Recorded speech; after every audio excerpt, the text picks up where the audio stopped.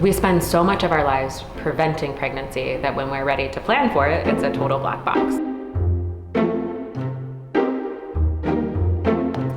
Women are thinking about this in their 20s because millennials are waiting longer than any generation in the history of the US to start their families. You need to be thinking about whether or not you want to have children. But I'm only 25. Unfortunately, we see that playing out in the statistics. 1 in 6 couples today are having some type of issue getting pregnant.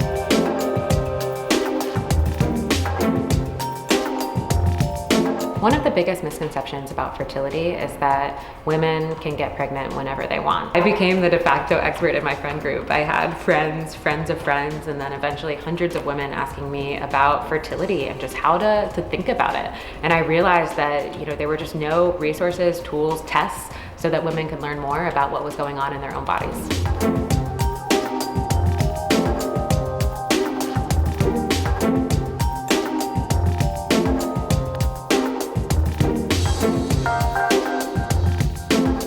We see a world where every woman has access to her fertility information as routinely as she gets a pap smear so that she can use it to make the decisions that are right for her.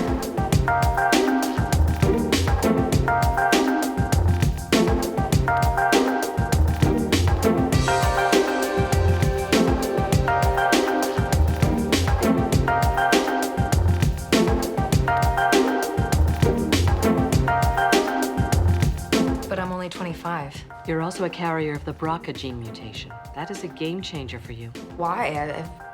I've been doing all the screening. I know, but you should understand that the most effective preventative treatment involves an oophorectomy. Oophorectomy? The medical term for having your ovaries removed.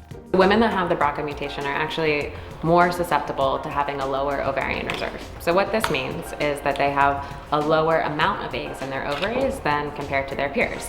This can be impactful for things like menopause onset, success in egg freezing or IVF, or if it's really low, other red flags. So it's really important, in the same way that you would access information about BRCA, to access information about your ovarian reserve so you can have this as a data point to make the decisions that are right for you. For a lot of women, this is the first time that they've thought through fertility, and we give them that toolkit. Every woman should understand her fertility. In a lot of cases, having a red flag about your fertility isn't genetic at all, and it's just something that can be pretty random. My advice for women is that information is the first step.